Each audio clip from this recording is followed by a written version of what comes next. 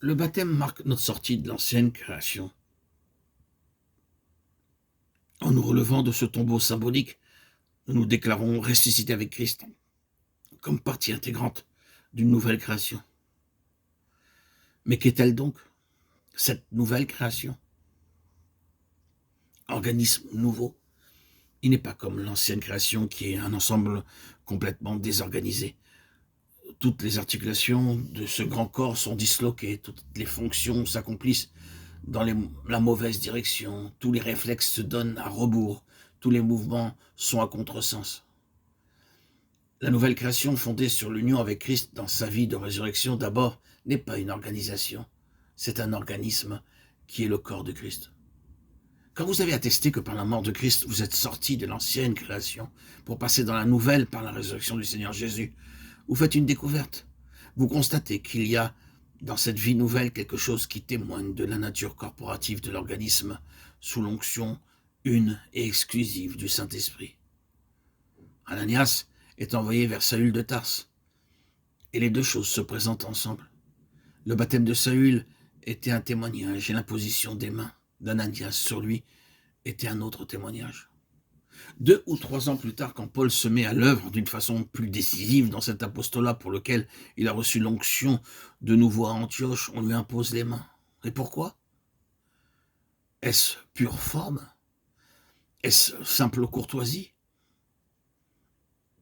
Nullement. C'est la représentation terrestre d'un principe divin. À tout moment dans l'histoire de ces premiers chrétiens, on retrouve ces mains étendues. Il ne s'agit pas toujours des apôtres, mais souvent de simples représentants du corps de Christ. Leur action, en effet, n'a pas un caractère officiel ou ecclésiastique, mais un caractère purement représentatif. Ils agissent pour le corps entier. Ils étendent leurs mains et les posent sur celui-ci, sur celui-là, témoignant ainsi de l'unité essentielle du corps. C'est un acte d'identification. Se donner la main est un témoignage d'unité. La poser sur la tête de quelqu'un, c'est une manière d'attester que désormais celui-là va se trouver sous la dépendance d'une autre tête, entrer dans un autre ordre de choses.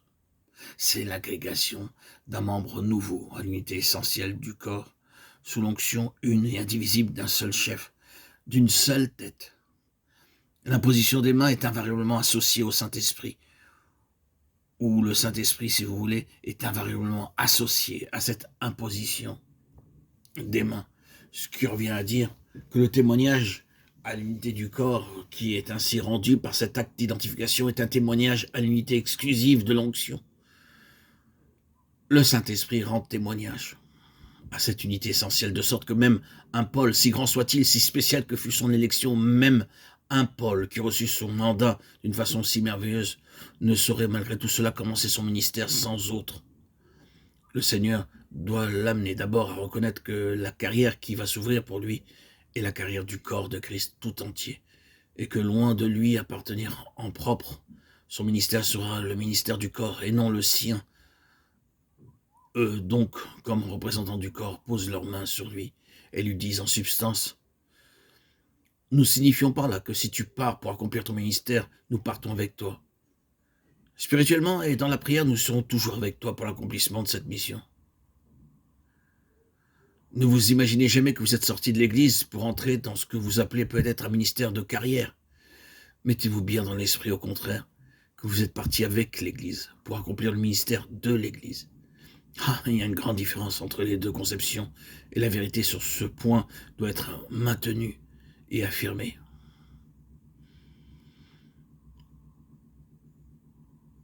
On nous reproche souvent d'avoir une terminologie extraordinaire.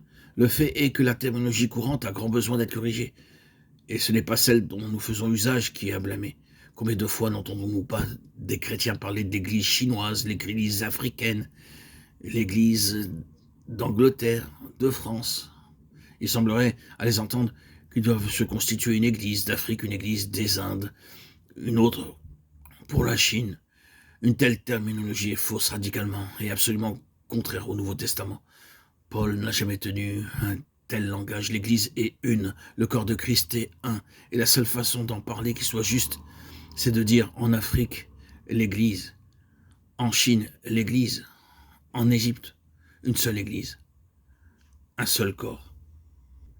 Des passages comme 1 Corinthiens 16, 19, où il est dit « Les églises d'Asie vous saluent » et qui paraissent infirmer cette manière de voir, la corroborent au contraire.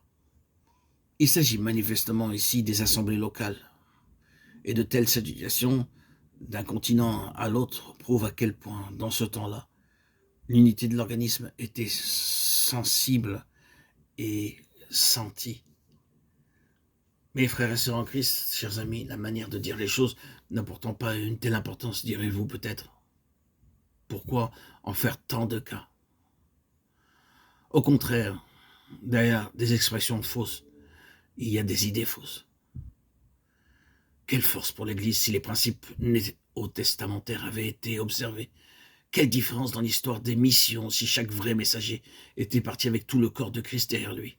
Si le corps des saints avait pris sur lui de se tenir à la brèche avec eux partout où ils sont allés, quelle différence n'aurait-on pas constaté dans les résultats? Il y a une grande valeur spirituelle dans ce principe-là.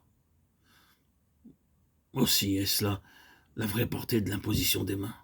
Quand ces hommes quittent Antioche, les frères leur disent « Nous allons avec vous. Ce ministère n'est pas le vôtre, mais le nôtre à tous. » Il y a donc un ordre de choses divins célestes. Derrière l'apparence extérieure, nous devons chercher les principes spirituels. Et ce que nous avons ici, c'est le principe de l'unité du corps qu'on retrouve à l'arrière-plan de toute activité vraiment spirituelle. L'onction ne peut se manifester que dans la mesure où nous reconnaissons cette unité et où nous conformons notre vie à cette révélation de la pensée de Dieu.